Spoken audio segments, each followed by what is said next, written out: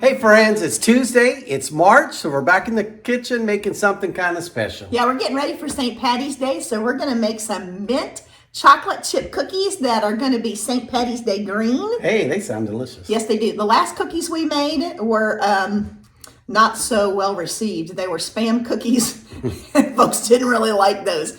But Hey, mint chocolate chips sounds like a good this one. Hey, so join us in the kitchen and let's see if these are better than the last cookies.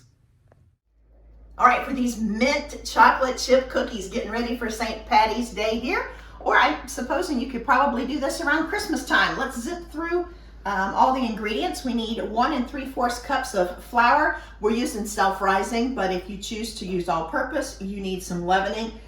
They use 1 1/4 teaspoons of baking powder and a teaspoon of cornstarch. We need 1 stick of salted butter that's been softened, 1/2 cup granulated sugar, 1/4 cup of light brown sugar, a teaspoon of peppermint extract. We need a teaspoon of vanilla, 2 to 4 drops of green gel dye for the cookies, 2 cups of Andes mints that we're going to chop up, a cup of milk chocolate chips, and then we need 1 gold nugget. All right, let's get to it. Let's make ourselves some mint chocolate chip cookies. Okay, so I'm going to start off. I got an 8-ounce bag of the Andes mints, and I'm just going to chop them all up so we get some of those in every single cookie. Now, we love a good Andes mint. Chocolate, minty, yummy.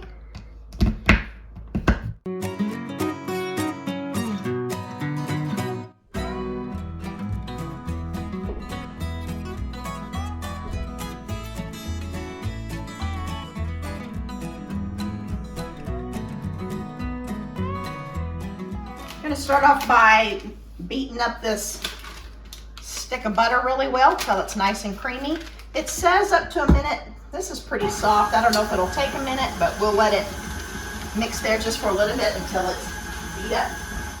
I'm going to add my sugars, so that's 1/2 cup of granulated, 1/4 cup of light brown sugar. Mix that a little bit.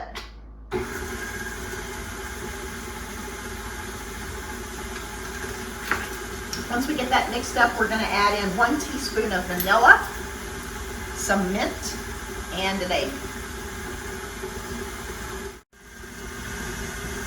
Teaspoon of vanilla going in.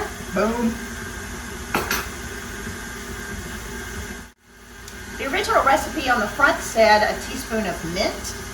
We went out and bought mint. We already had peppermint, but on the inside of the recipe, it does say peppermint. We're going with peppermint. It calls for a teaspoon. I'm sure if you like it more minty, you could add more, or if you don't like the mint, you probably could just leave it out and have green cookies that were chocolate chip. Next up, 1 egg. Let her rip there. Got the egg mixed in there really well.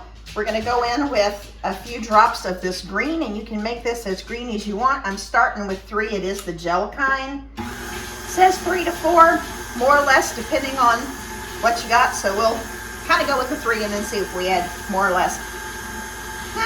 We might add an extra because this is looking a little light green, kind of a dirty green. I added a couple more so that hopefully we'll get a green. We need St. Patty's green. Went in a brighter green, so we added another couple of drops just so it looks St. Patty-like. I've got the shield on, and we're going to add 1/2 the flour in and then let it mix a little bit, add the rest of the flour. It does smell minty, and I said before, I guess you didn't have to use the mint extract, but you're going to have Andes mint, so Doug said, hey, it's going to taste like mint anyway, so I guess if you don't like mint cookies, this is not your cookie. Just make chocolate chip and dye them green. All right, here we're going with some more. All right. Hopefully this will have a good green color once we get all that flour in there. If not, we can always go back and add another drop.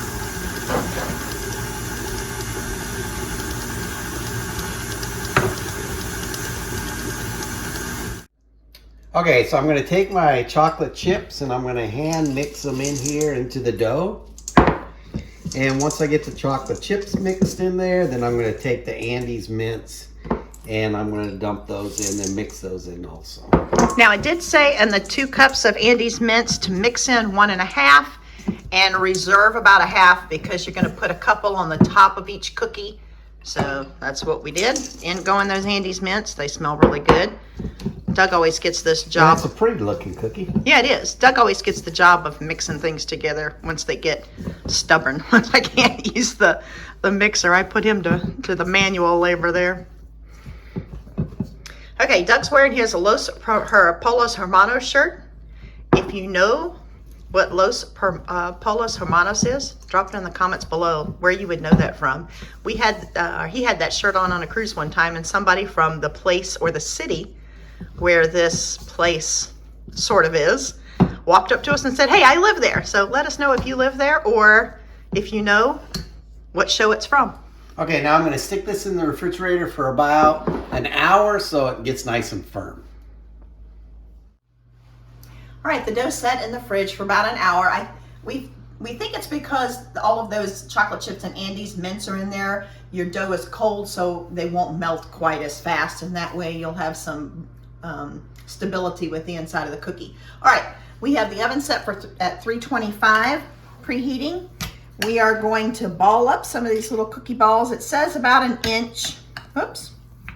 So might do better just with my hand. If you have a cookie baller, that certainly would help. You're gonna flatten it down just to top, and these extra Andes mints, push a couple in down in the top, I think, to make them pretty. I think I'm gonna go without that. So we're gonna go ahead and get these all balled up.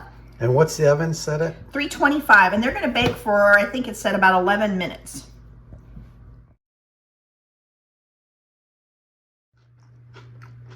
First dozen ready for the oven.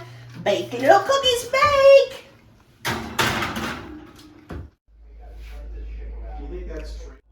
First set of cookies are out of the oven. We're gonna put them on the cookie rack and get them to cool here a bit, then give them a try. But they really do look very pretty. These look and smell so good. I can't wait to try. Okay, so that was a pretty normal cookie recipe. I think so, and it looks really yummy. We used to call things like this grasshopper pie or grasshopper cookie, so I think that's what this is. But the Andes mint in there, yum. Got a little bit of brown on the bottom, so a little bit of crunch. Lots of Andes mints on the top, chocolate chip and Andes mints all the way through, and a pretty little St. Patty's Day color. So let's give them a try here. You should sell these to Olive Garden. I should. Oh, very Andes minty. Very chocolate chippy. A little crunch on the bottom. Very minty.